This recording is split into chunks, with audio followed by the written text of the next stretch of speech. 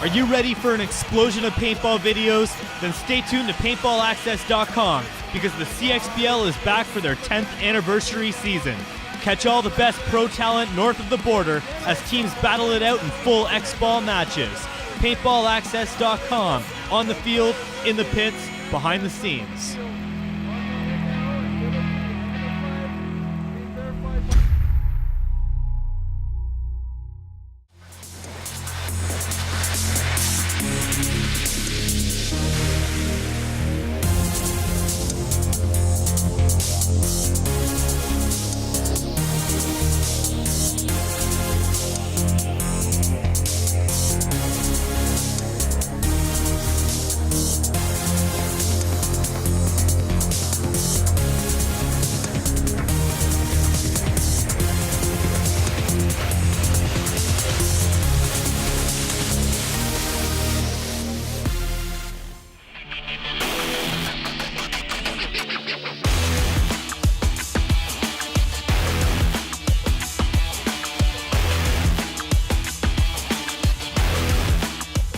Welcome to The Breakdown, brought to you by PaintballAccess.com. I'm Matty Marshall alongside Todd Martinez. Well, the PSP Dallas Open, the first event of the PSP season, is now in the books. And man, what an event it was, Todd. It was crazy. So on this episode of The Breakdown, we're going to talk to you about the Sunday competition, first part of Sunday's competition. Next episode is going to be the finals for the champions in the Challengers division.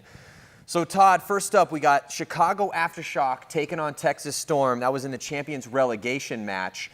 And it was such a, I really felt that the field layout was just, I don't know about you, but I think that field layout was the best field layout that we've seen in at least the past 2 years, because it was just constant action. It forced everyone to get up in the mix.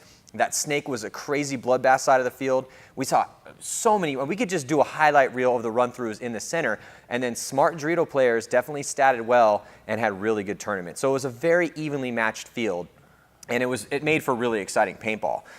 So after the prelims, the two teams that had to face off in that first relegation match to start Sunday's competition in the morning, and in case you want to check it out, you can go to Paintball Access, it's pay-per-view, help us help the sport, check out these games. But, you know, Chicago Aftershock played Texas Storm, and it was Chicago Aftershock defeating Texas Storm. So Texas Storm actually did not get a win the entire event. But I felt that Aftershock, though they went 1-3 in the prelims, man, they had some awesome games. Yeah, well, Texas Storm, I felt like they got better throughout the tournament. It's been a while since they've been in the champions bracket. So, yeah, I'm going to give them a little bit. They've never been in the champions bracket. I mean, right, the team's been around forever, but so it's one of those, like, if you're from Texas, legendary team, Texas Storm has been a professional team. Well, they were a professional team way back in the heyday of paintball when it kind of first started incubated into its current incarnation, but then had a really big lull where they were amateur for a long time, but Ryan Gray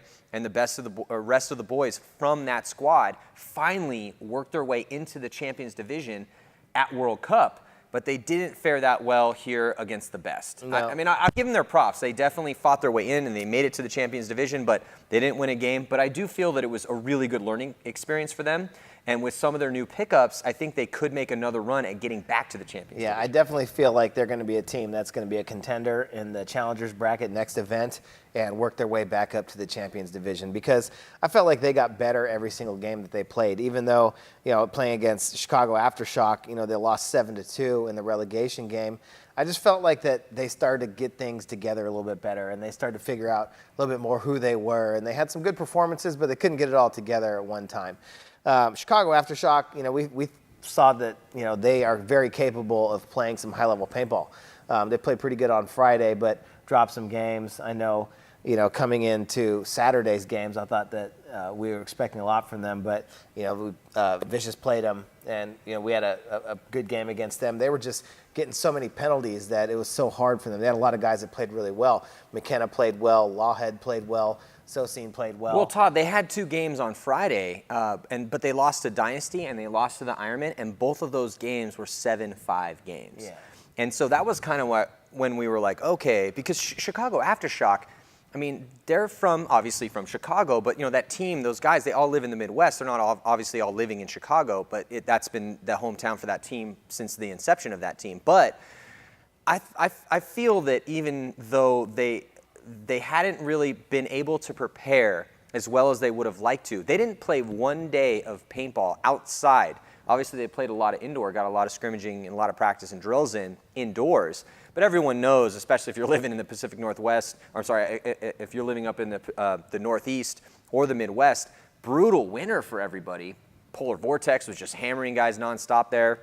So if you're a paintball player in that area of the world, it was really hard for you to get reps outdoors. Vicious, same sort of thing. Yeah. And you guys had to fight. Yeah, Infamous. And so a lot of these teams are from that area. So traditionally, teams from the South, teams from the West, typically have better starts to the year, but not necessarily the case this year, as obviously we'll break down here shortly.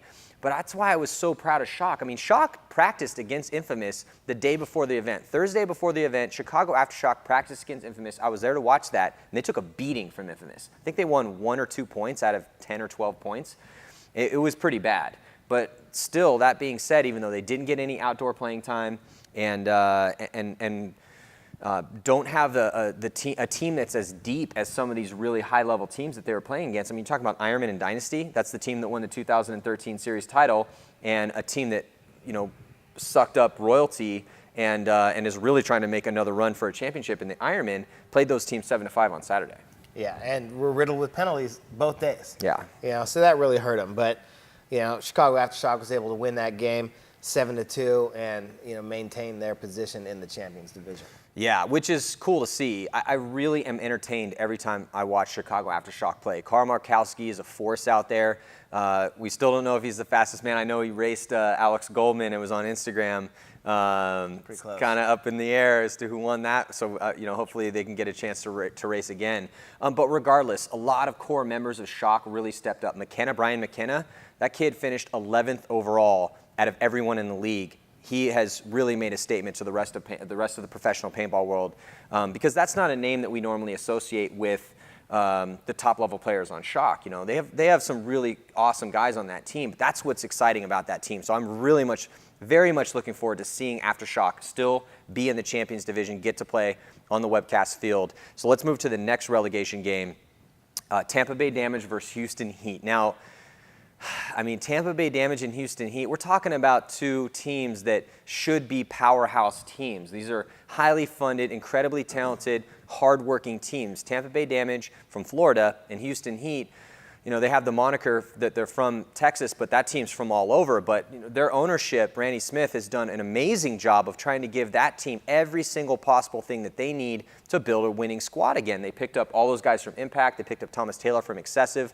They have 5 new guys on the team. And I think ultimately the fact that that they had picked up that many guys, and you look at those names and you're thinking, okay, well, they should come in and start destroying people right away, but that's just not the case sometimes. What do you think about that? No, I mean, you can't just take a winning team and just put them overnight, or otherwise we'd see that all over the place. You know, in every different sport. And you know, it always takes time to gel. It always takes time to, you know, really come together and find out what identity you have, find out who you are and how it is that you're going to win. You know, just because you have a championship coach and players who've been on a championship team doesn't mean that you can cut half your team and bring in a whole new set of guys and it's going to be the same thing the next day. That doesn't mean that, you know, that now that they're in the Challengers Division, they're going to stay down there. I fully expect Houston Heat, you know, to work their way, get back up into the Champions bracket, and then we'll see them again, you know, probably by Chicago. But, I mean, the expectations are just really high when you put together a team like that with those type of players, you know, that type of sponsorship. You know, you expect greatness from the beginning, but that's just not always the case. And, you know, it's just, you know, a learning experience, and I fully expect this to make them better. Well, I think that the reason that both of these teams were playing in a relegation match is, and you could chalk it up however you want, but we've been there before. We've been on teams that were really high ranked, that had, you know, you look on paper and you're like, oh, okay, well, we should just mash on everyone that we play, or we should at least be giving a game to every single team that we play. But I think that, you know, Damage has been at such a high level for so long. And again, both these teams went 1-3 in the prelims, and that's why they were playing in that relegation match. And that relegation match is the last place that you want to be if you're in the Champions Division, because if you lose, you go down to the Challengers Division, which is what happened to Houston Heat. But it was a great game. It was back and forth, vicious battle, and then at the very end, Jason Edwards stepped up and just kind of put the exclamation point on that game. I think he got a 5-pack that last Shot game. 5 guys to win that last point against Houston Heat. And, I mean, he could have gotten shot numerous occasions in that point. I mean, he was breaking paint, switching Dorito side, switching Snake side. Houston Heat owned that 50 on the Snake side the entire match, and Jason Edwards just battled. I mean, it was a true testament to, you know, the heart of a champion, you know, the heart of a warrior, you know, somebody out there. I mean, I was watching film the other night, you know, just watching a bunch of Damage games, and I mean, Jason Edwards is just, I mean, he's just one of the most ruthless gunfighters in the league, and, you know, his never say die attitude's what helped them stay out of the challengers bracket and send Houston Heat down there. By 1 point, which is pretty crazy. But I really feel that both of those teams obviously have the roster to not only win tournaments, but potentially win championships.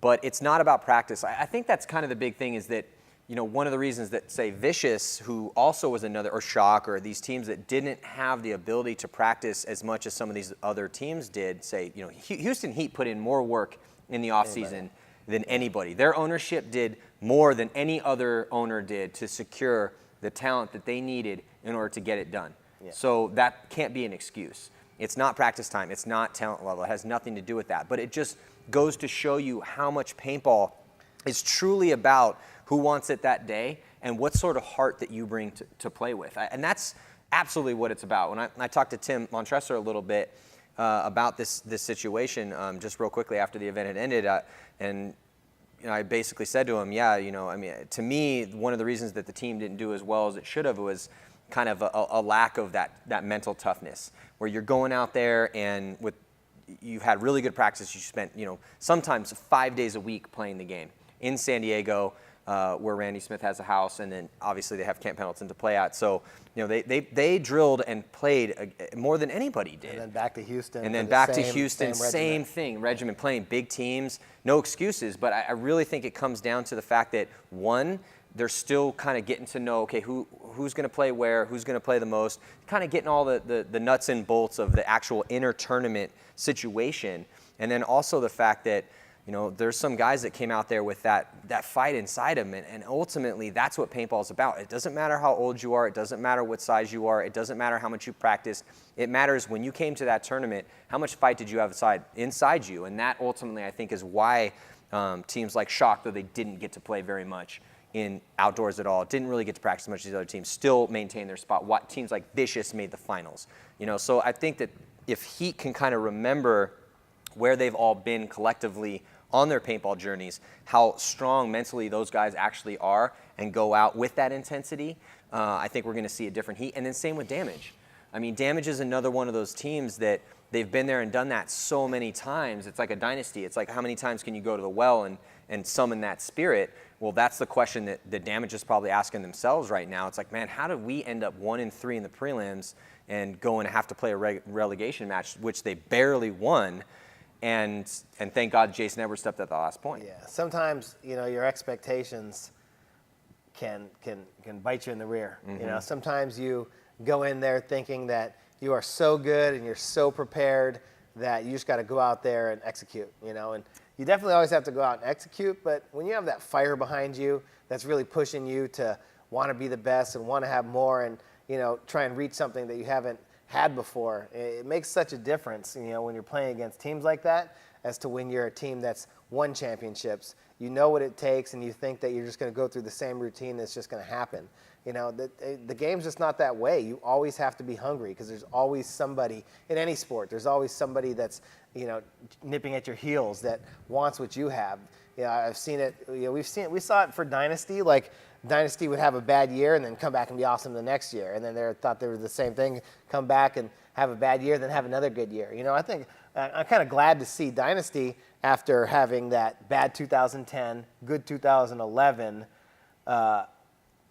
mediocre not so 2012. good 2012, and then have a good 2013. It's nice to see Dynasty want to have a good 2014. They started off this season pretty well. Well, look at Oliver Lang. You know, I know it's a little bit departure what we're talking about right here, and we'll get to Dynasty in a little bit, but at the same time, I mean, you know, look at Oliver Lang. Oliver Lang didn't play paintball for 3 months. Yeah. He went on a pilgrimage to South America, went into the jungle, and just kind of, you know, just got into his own mental space and did some soul searching. So he comes back, has a practice, and goes out there and ends up statting really well, really seeing the field well. I mean, obviously it's Oliver Lang. It's not like he's not new to this. Yeah, finishes fourth in kills. Yeah, finishes fourth in kills. I believe he was third overall. Third overall. So, and he didn't play. He played 1 or 2 weekends of paintball before the event. He did some clinics down in South America too while he was down there. But regardless, it's about the internal heart. It's about how much you want it. It's not just about clocking in, doing your drills, making sure you're physically ready to play the game. Paintball, I really do believe it's at least 90 to 95% mental at this level, because everyone's at that same physical level of ability. So let's move on to the Challenger semifinals, where we had Art Chaos play Sacramento Excessive. Art Chaos went undefeated and this is kind of what everyone thought was going to happen with Art Chaos. Art Chaos comes in. Art Chaos has been a team for a while in Europe, stomping people out. They have some of the best players ever to play the game on that squad. They have Sergei Solnaiskov, they have Konstantin Fedorov, Mishka Kiesnev, Alexander Bernikov finally came over from Moscow Red Legion to play with that team full time, coming to the PSP to make a statement. I really did feel they made a mini statement. I understand it's, with a team of that caliber, with those guys on the team, the championships that they've won, obviously they thought, and everyone thought, they were going to come in and smash, and that's exactly what they did. They only lost 5 points the entire tournament. Yeah. Excessive came out and won that first point, trying to make a statement, but just Art Chaos was just too much. Art Chaos, after losing that first point, ended up winning 7 in a row, won the match 7-1. Yeah, and with Excessive, they picked up some new guys, and obviously they did well enough to make it to the semifinals, so the future is definitely bright for Excessive. Rich Telford really trying to cultivate those young guys. They picked up Heath. And it's good that he finally has, 4 or 5 new guys, 6 new guys, instead of just like 1 or 2 new guys that you hope to make a difference. It's good that Excessive is in the stage that they are. With Thomas Taylor leaving, going to Houston Heat, that's great for Thomas Taylor. It's going to bring a whole new challenge for Thomas. But now that Excessive is able to kind of rebuild their whole roster, I think that the players that they picked up are going to be great for them. With Rich Telford at the helm, kind of leading the way, and then you got Junior Brown, and then the rest of these new pickups. I really feel like Excessive has a lot to work with. I think they do, and obviously they train very hard. It's Rich Telford, it's Excessive. I mean, Rich he's a hard man. He's a taskmaster, and he definitely is a great coach to have. So I'm looking forward to see what he can bring to bear and these younger guys on that team. I'm really excited about the future for Sacramento Excessive. The next Challenger semifinal matchup was Upton 187 crew, VCK making it to the semifinals in the Challengers division. Their first event, that was impressive to see. I thought VCK played awesome in the prelims, and they play a little bit of a slower brand, still getting their feet underneath them there in the Challengers division. But what a great story. They take on Upton 187 crew, and 7-5, that was a pretty good game. Yeah, I mean, I feel like the addition of Ryan Smith to VCK definitely helped them out a little bit, plus the experience of VCK last year playing in those finals games. I think it was MAO last year, they ended up winning, and then Chicago, I believe they took second. But having that experience of playing in those big games definitely helped VCK prepare to play their first Challengers event this year. And, getting out of the top 4, was huge for them. And Upton 187 definitely gave Art Chaos a game in the final match for the Challengers division. But, I mean, I feel like 187, I was really proud of the way that they played. They came in, they smashed people through the prelims, ended up taking VCK to a 7-5 game. But, I mean, it's a semifinal game. You can't expect a lot of blowouts, in these semifinals and finals games. 187, I really just like their attitudes. They come into the pit, and they're just all about business. Whatever the job's got to get done at hand, that's what's happening. Well, I was excited to see them play because Eddie Painter keeps getting better. Every single tournament I watch 187 play, Eddie Painter impresses me. He keeps getting better and better and better. So he's got a huge, bright future in front of him. He looked fabulous out there in the games that we got to see 187 play. He looked great. Matthew Derula, same thing with him. He constantly is improving. I think he's going to, because that's the thing. You need multiple weapons out there if you want to contend. And that's what 187 is starting to do. They're starting to develop multiple weapons. Painter out of the backfield, excellent. Derula, he had a tournament. And then they have Dan Zaleski and Max Trailer. And they also have some other awesome guys on that team. So I'm expecting 187 to make a run for it. How well they're going to do against the best teams in the world, well, that's up to them. But I love what I'm seeing from those guys. So, again, that was the morning bracket from Sunday at the 2014 PSP Dallas Open. You can still check out those games. I'm expecting a lot of madness at MAO. Hopefully, I haven't seen the field layout yet, but man, looking forward to see what sort of craziness is going to come up with that. Thank you guys for supporting PBA. Help us fight this fight, man. This is about spreading the paintball gospel. Paintball is such an amazing activity, but we need your help. So continue to help supporting us. We will continue to bring you guys this content. And also sign up for the Mid-Atlantic Open, man. It's going to be the 2nd through the 4th of May. And go to pspevents.com, get your team into the fight. It's going to be a crazy event. Every event is, man. We had 172 teams at the last event. So the 2014 season has started off with a bang at the PSP. I'm Matty Marshall with Todd Martinez. See you guys next time.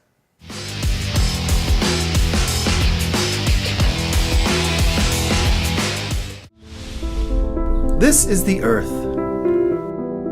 The Earth is beautiful. Earth is where we play paintball. It is important to recycle in order to save the Earth. Do not recycle custom paintball jersey designs. Get what you pay for. Get a fresh original design at rosalife.com. There are massive opportunities, both for the sport of paintball and for your business. If we are successful in taking our sport to another level, unite with Paintball Access in our quest to elevate paintball and broadcast it to the world. There are advertising packages available for any size business. Join us. Advertise with PBA and help us change the sport for the better, forever.